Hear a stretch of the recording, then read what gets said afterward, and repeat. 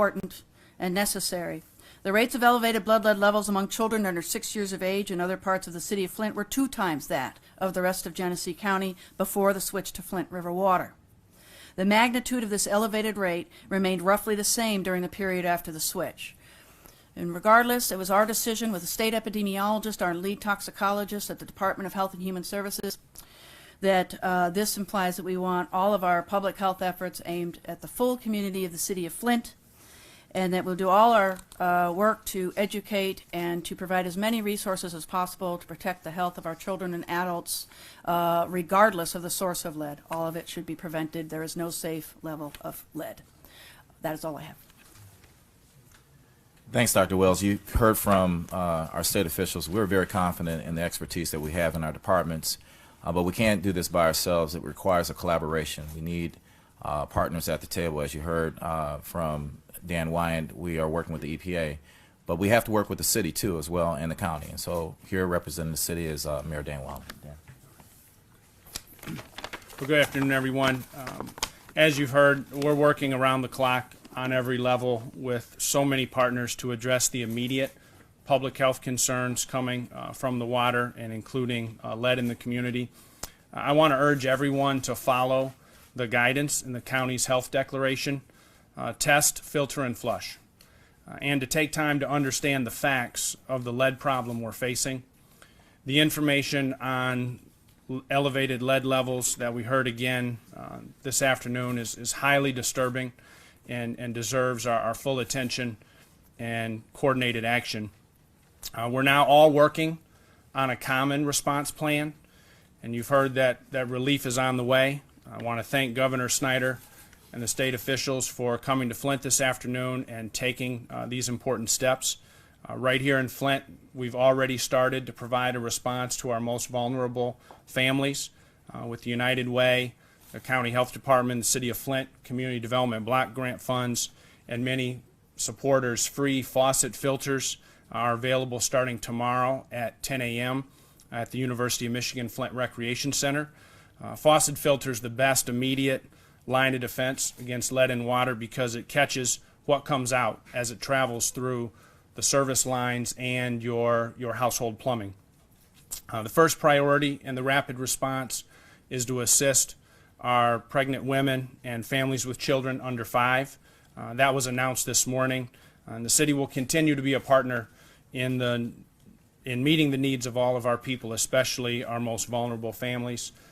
Dan Wyatt mentioned that the free testing to households will continue to be available both through state support as well as the city of Flint.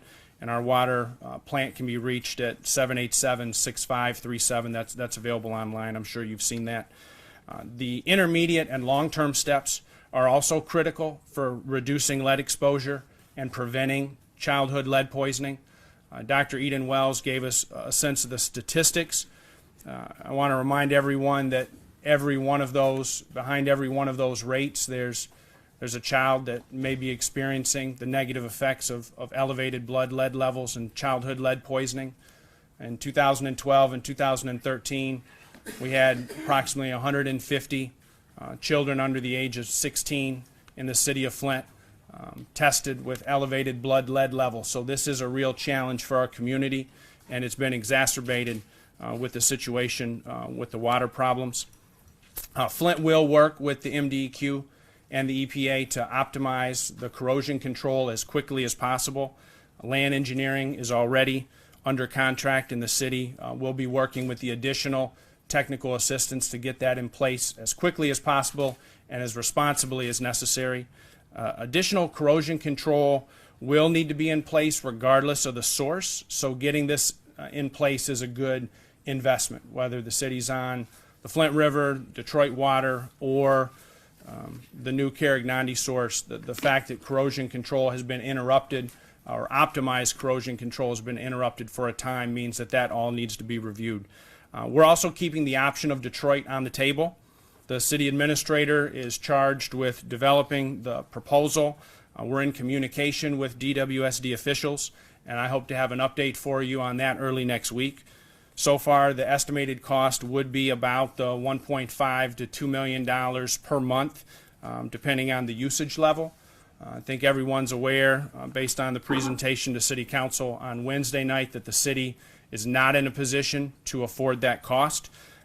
But I am looking to Lansing for additional assistance on funding and financing so that that option can be available to our community. Finally, just want to say I'm thankful for the comments today about improving Flint's infrastructure. So thank you, Dan, for that comment. Thank you to the governor.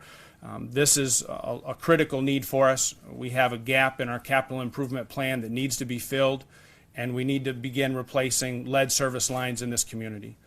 Our goal is to substantially reduce the risk of lead exposure through the water, through paint, and other sources so that we can see a decrease in the number of children who are affected by elevated blood lead levels, and that goes far beyond the immediate steps that are necessary here. So we'll continue to request those resources so that we can fulfill our adopted capital improvement plan and also begin to replace the lead service lines. Thank you.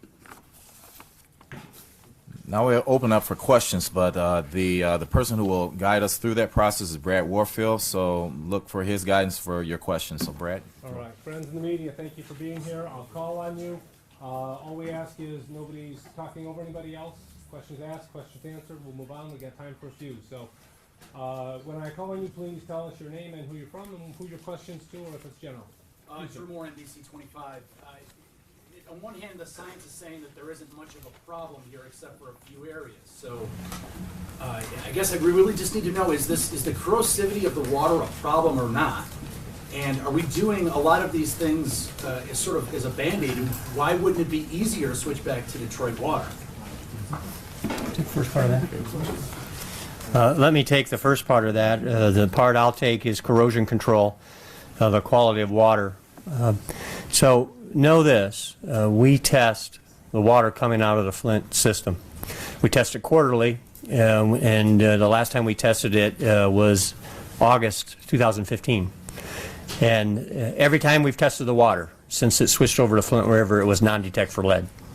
So we need to be real clear about that, because there's some misunderstanding that the water coming out of the Flint system has lead in it. The non-detect has been consistent since the time it switched over. So our issue is lead service lines. So once it leaves the city system, crosses through the service line system, whether it's public or private, that's where we're picking up lead.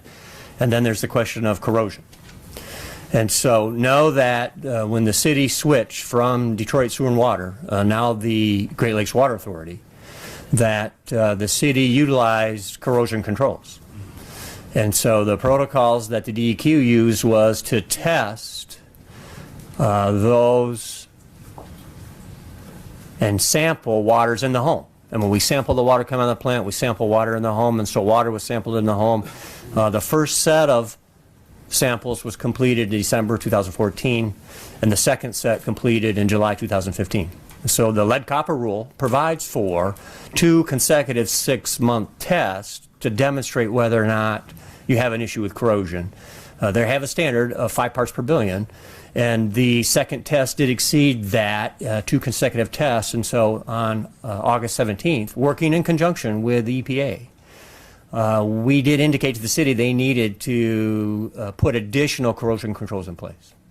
So that's the story on corrosion controls. Additional corrosion control? Because I was understanding that they weren't doing any corrosion control. No, there were corrosion controls. The water is being treated, and we have technical experts can address there's multiple corrosion control technologies, and that's what's been debated quite strongly. And so the reality is the lead copper rule requires additional controls, and what we're announcing today, and the mayor has supported with the city's help, we're going to expedite those corrosion controls. Dan, can you explain that? Detroit water? Sorry. Could you talk about the switch to Detroit water? Someone could address that? Did you want to take Detroit water? Yeah, I'll take that one. Just real quick, why is it easier to do all of these other steps as opposed to just switch back to? Yeah, 2 issues on Detroit, and this comes from the governor in conversation with him earlier today. The governor has indicated that option is on the table, and he's not taking that option off the table, and he talked to us as a group about that, recognizing that would be in a negotiation. He certainly would be happy to facilitate the conversation with the city and see the feasibility of that. Now, from my standpoint as director of the DEQ and our responsibility, whether the water comes from Detroit or whether the water comes from the Flint River, we still have the same issue. And the mayor addressed that, I think, quite well. Whether it comes from KWA, the issue still is lead service lines. And so what this plan addresses, I think, long-term, is addressing the real issue. And so what the governor has announced today is short-term, building back confidence into the system by testing your water. Because the water's coming out of the Flint system, non-detect, going into the majority of homes in Flint, we don't think we're going to have an issue in the majority of homes. But where you have a lead service line, this issue is serious and this issue is real. And we don't want to diminish that. So we recognize why we're here today is we need to address that issue. Secondly, optimization is the intermediate term. The short term, Nick can address what we're doing to just prevent lead exposure until optimization takes effect. Getting another water source and ensuring that we're addressing this issue long term is how we're going to solve this issue for Flint over a period of time. Green dress. Jessica with ABC 12. It's not a secret that there's lead pipes in cities all over the state. With that being said, don't you think that a preemptive testing and more testing knowing that there's lead pipes, I mean, this isn't new and it's all of a sudden a serious issue. Why wasn't it a serious issue for the last several decades? I'll address the pipe issue, and then Nick can address, with Dr. Wells' help, the lead exposure issue, because those are not new issues. They have been around for decades. This is something that the DEQ has worked on consistently over time. And by the way, it's not new for Flint. I think the mayor talked about this. This is not new to Flint. It's not new for Detroit. And so we do have a program, and the program has evolved over time, and it's what we do in cooperation with EPA, and that's why we test, and that's why we send violation notices out, and that's why we work with cities to come into compliance. And that's exactly what we're doing here today. And so lead service lines have been with us a long time. Other cities have the same issues, and we use the same protocols, and we would react the same way in any other city. On the health Why side, is it reactive? on the health side, let me take a stab at the health side really quick because I think it's important. We have been testing all Medicaid children for several years. We also test all children in our older communities because of the age of the homes where there is a presence of lead paint. So this has been a serious health issue and one that's been addressed. The governor has actually put more general fund dollars in these programs during his administration for abatement, especially on the house side. Most of the impact from lead comes from paint exposure during the summer, opening and closing windows, children playing in the soil, etc. And our abatement activities are going to continue in that regard. But we're also going to identify that where there's an accumulation that could put a child over a threshold because of the water, we're going to begin looking at the water as well. All right. Dan Foley. Okay. Dan Foley with Flint's News Talk 1470 WFNT. If the problem is with the lead service lines, would it be possible that with Carignan coming online, we would continue to use a portion of Flint River water to supply the needs of Flint? Yes, sir. The city's contract with the Carignan Water Authority is for 18 million gallons per day. There is no plan for any mixture of Flint River water whatsoever. Even in the event that the city needed more than 18 million gallons per day, it's first of all averaged over a 30-day period in the contract with KWA. And secondly, there's additional capacity that the county has purchased that is far above what they use on a monthly basis, and the city could purchase additional capacity. So once the switch is made, the city of Flint will be on the KWA source, which is also Lake Huron water. The Flint River will remain the city's backup source, as it has for many, many years, as it was when we were on the Detroit system. All right. Channel 7. Jim Kurtzner with Channel 7 in Detroit. What I'm not hearing you use is the word that the Genesee County Commission did yesterday, declaring this an emergency. Do you agree with that assessment? Is this an emergency? And when you say the governor is willing to facilitate possibly reconnecting to the Detroit water system, the mayor's made it clear he can't afford to do that $1.5 to $2 million. Will the mayor bring money to the table to facilitate that? It's my understanding Detroit system has agreed to waive any re-tap-in fees. So it would just be a monthly expense. So who wants to take a I'll shot? take the first shot. I understand what the county health department did yesterday. It's certainly within their power and authority to issue a, an order or a declaration or an advisory. Do you agree with it? This is certainly a situation that deserves attention. I do not think that it rises to the level of a statewide emergency. Why not? There's just, we are here with the resources necessary to address the situation without that declaration, so I don't think it's necessary from that perspective. We are motivating our state resources to address the problem. And, I can't add much more to the second part, other than, again, the governor has made the offer to facilitate the conversation, so I can't speak to that any more than what he has said. So you can't address the financial aspect of it at all? That would come from the governor, and the governor, it's just outside of my lane, and so I can't speak to that. Mr. Pluto? I think this is for Dan, but anyone up there who can address it. You just heard Mayor Walling say that it would cost the city $1.5 to $2 million a month to reconnect to the system. There is a supplemental budget moving through the legislature right now. Are you prepared to recommend to the governor that you add $1.5 to $2 million a month to that spending plan to support that? We are recommending an additional $1 million to support. Filters, To support the short-term need. I just want to make sure we're clear on that. So we're supporting $1 million expenditure to support filters to deal with the immediate. It's my opinion that we have the same issue whether or not we're on Detroit water or whether we're on Flint water, and that's the corrosion control. And so it's my intention to utilize EPA's offer and the robust technical assistance, and we'll go to that committee to determine, because the question is, would we be better if we went to Detroit water? And I'd like science to make that determination. We'd like to ask the question if that is indeed true, because it's our sense that corrosion controls are going to be necessary in either case. But does that mean you're prepared to ask for the money if it comes to that?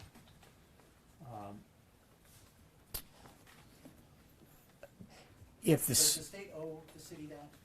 Now, the state owes the city, again, a response with respect to ensuring that the water is safe. And at this point, we've done our job, we feel, but there's, again, the sense of urgency with some of the new information that we have, and so we feel responding to that today. Yes, sir. A related question. Hi, I'm Dr. Kazicki. I'm here with MCTV. If the pipes are corroded and if the water system is being affected by it, is there testing for secondary infiltration of pathogens, contaminants? What kind of testing is taking place? Because we know that the system itself probably is aged and now has been stressed. What other kind of testing is going to take place? And is quarterly the only way that testing is going to be done? Or should this case actually be accelerated so that testing is on a more frequent basis, considering that, as the mayor said, this is a state of emergency? Yeah. I don't know the answer to the first question, but I have technical people in the corner, and I'll get you that answer. I will say this, though. What we're suggesting today, what we're offering, what we're moving forward in the action plan today represents a significant increase in testing so that we can assure that we're addressing the issue of the day, and that's lead exposure. Two more, and then we're going to break. I think, Lindsay, you wanted a question? I guess, so I have a question about corrosion control again. I'm hearing you say the city had corrosion control, but I've heard the opposite from your department previously. I'd love a clarification on that. And then along with that, all of the water consultants that I've talked to about best practices for doing this kind of switch say that all of this could have been probably at least foreseen by, instead of doing the testing when you made the switch, instead doing lab work before the switch, setting up like a mock system within the water plant to try to run some like trial runs before you did the whole switch over to begin with. So why wasn't that done? Yeah. So the question is, does the city use corrosion controls? And again, I have to emphasize there's multiple corrosion technologies. So what's been suggested is there were no corrosion control technologies. So Flint was treating. it's water, and then the lead copper rule requires us to test to ensure that the corrosion controls were effective. And so that's what we did. And so we did test the water coming out of the plant, zero detect for lead. We did test water coming out of the homes. We completed those 2 tests, and when it was identified as exceeding a 5 parts per billion, which is a level that, again, we have to respond to per the rule, we did.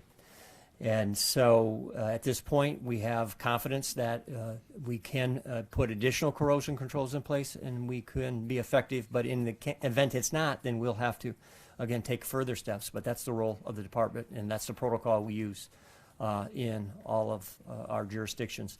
Now, I will say this. Because of that concern and because of the emphasis and focus put on that and the sensitivity and this new information, the creation of this robust technical advisory, I'd like to revisit that issue in that setting. I've talked to Susan Hedman about that, and we want to have that conversation because this issue going forward could be the same when we switch water again. And so as we think about this, we want to have an evaluation. We want to bring third parties to the table. And we don't want to revisit this issue when we switch a water source another time. So why wasn't it done, I guess? Is there any, reason why it wasn't done in the first place? No, the reason it wasn't done in the first place was corrosion controls were in effect, and we were testing to see if the corrosion controls were effective. Last question can be Andrew, and then we'll break. But I think if you've got a specific question to somebody in the room, just catch them after we break. So Andrew, what do we got? Okay, Andrew Keller from WNEM TV5. Why does it take Virginia Tech as well as Hurley Hospital to, a lot of people in this community call it whistleblow, the problem of Flint River water, and also what have you learned for other communities, for a Detroit system that's old, for a Saginaw system that's old? What's the takeaway from this, and how do we make sure that this never happens to people in a community, urban community again? I'll take the blood lead testing for that. We, in our program and what we do through our testing is we're testing all children. We identify a certain threshold and we treat, we mitigate, we assess the specific problem.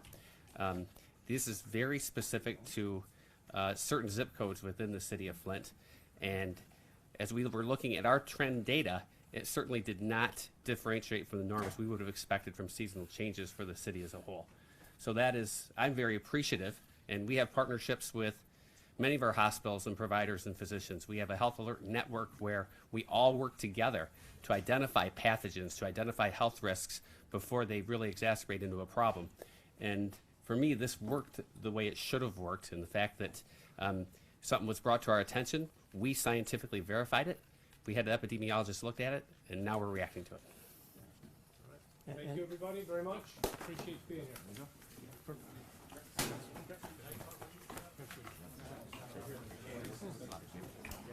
Excuse me. Can I interview from AC Buildings from the WFLT Gospel Radio Station? What's your name? What's your position with